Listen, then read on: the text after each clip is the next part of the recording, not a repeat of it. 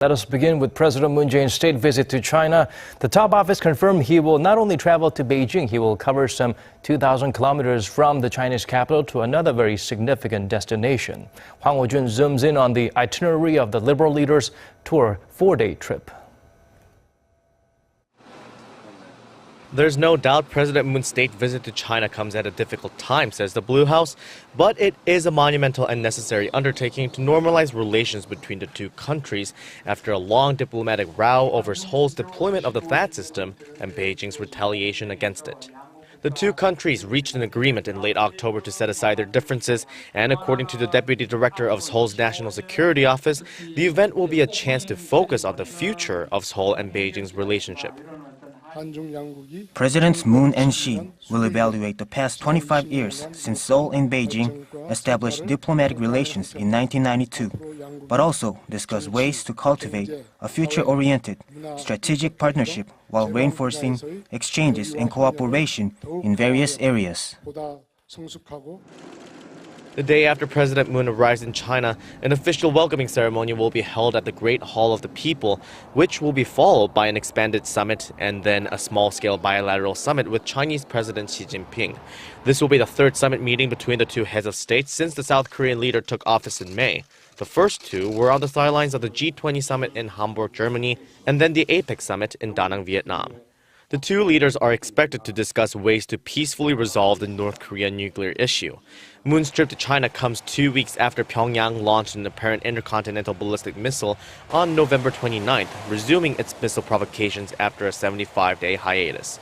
They will also exchange thoughts on economic cooperation between the two countries, including ways to link Seoul's new northern and new southern policies to Beijing's One Belt, One Road initiative. And the Blue House said earlier that President Moon will stop by the city of Chongqing during his trip.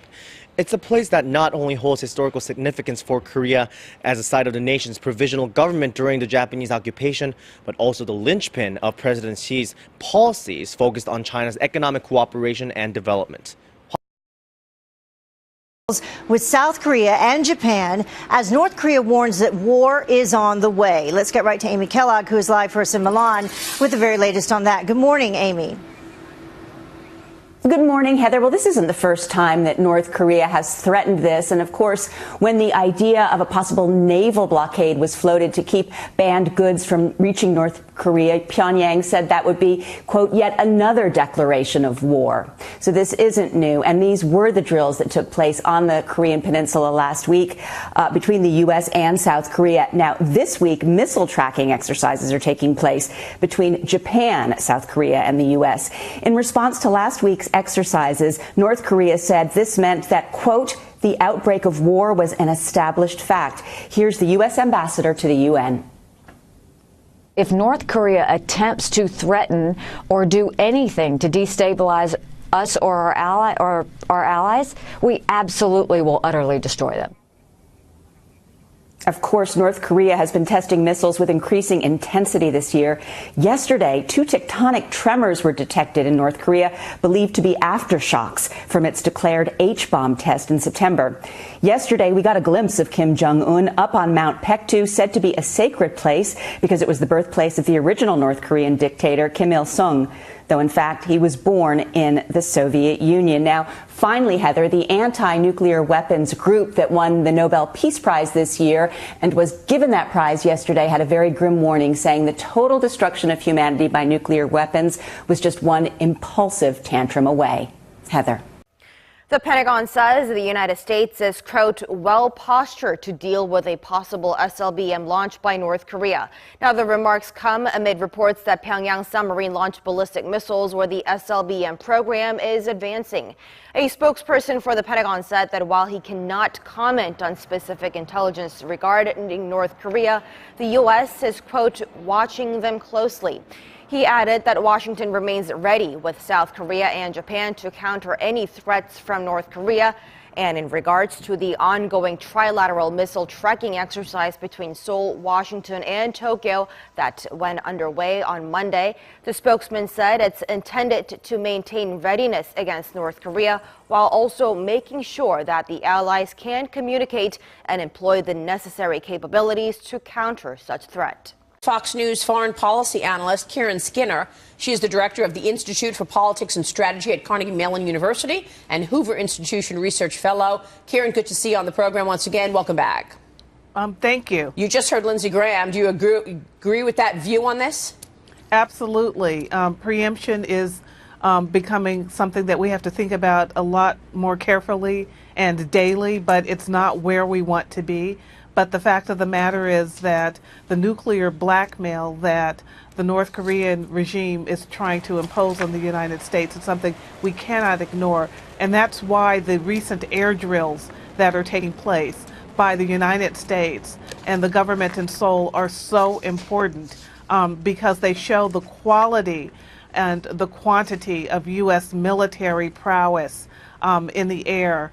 And, there's just been a quantitative and qualitative, difference in what we've been doing in these military drills in 2017 due to the provocations that the North Koreans continually have put forth through their various missile tests. Now, to follow up, Karen, on Maria's point, you said you agree with what Senator Lindsey Graham had to say, and what he said is that we're getting close to a military conflict. So I guess my question would be is what triggers that conflict? Is there some sort of an event you can foresee that would be first shot fired in all this? I think military planners are spending day and night on that very question, and I'm not sure that we know exactly when they will decide to kind of so-called pull the trigger and do something preemptively. But the military drills that we're undertaking, I do think, affect the calculus of the North Korean regime, and more importantly, perhaps, they are helping to make clear to the Chinese that this, menace of the North Korean regime is such a provocation for their own border. And I think that will begin to help really perhaps make the North Koreans at some point look at their options differently, because the Chinese now have to be working overtime, given what could possibly happen in, before year's end even. Yep. Chiron, it's Dagan McDowell. What about additional pressure we can put on China and Russia in terms of sanctions? The sanctions out of the UN, we know that Singapore and Thailand have been very slow to enforce these sanctions. And with what came out of the United Nations, we merely capped oil imports or oil exports to North Korea and labor contracts. We did not cut off those cash lifelines to North Korea completely. What else can we do? Sanctions have an uneven record in recent decades across the board in terms, and one of the reasons is that often, even when you get a UN Security Council resolution imposing sanctions, and we've had, some very powerful ones just this year, it's hard to get all parties to comply. And so I think it's important to kind of make sure that compliance happens insofar as we can do that. But really, the Chinese and the Russians have not taken leadership on this issue. And what's happening is that the United States is emerging in Northeast Asia as the, the great power that's the responsible actor, that's organizing interest, that's building, closer bilateral relations, U.S., South Korea, U.S., Japan. And we don't see that happening with the Russians and the Chinese. And I think that will begin to affect them as they, look like lesser actors in trying to bring peace and stability to the region. That's the United States right now. Right. Ms. Skinner, Israel has a missile defense system known as Iron Dome, which has proven very effective in the Middle East. do the U.S., South Korea, and Japan have the kind of missile defense capabilities that could prevent an outright catastrophe and give our side a strategic advantage in this confrontation? We do, and that's why, the North Koreans and the Chinese have been concerned about the THAAD system that the U.S. has been installing this year in South Korea, and have the Chinese wanted a slowdown on that commitment. There's been such advances in missile defense, both for South Korea and Japan in recent decades, and that will play a role, but you have to have layered defense. It can't just be one missile defense system. You've got to have them for various phases, boost phase and other phases of a weapon that's been launched, and you've got to back that up with all other types of military power. We just don't want to have to get to that phase of U.S. North Korean relations, but we're getting there. But we're much more fortified than we've been in decades, not just in terms of military power, but also resolve. Kyron, thanks so much for your insights this morning. Thank you. We appreciate your time very much. Kyron Skinner there.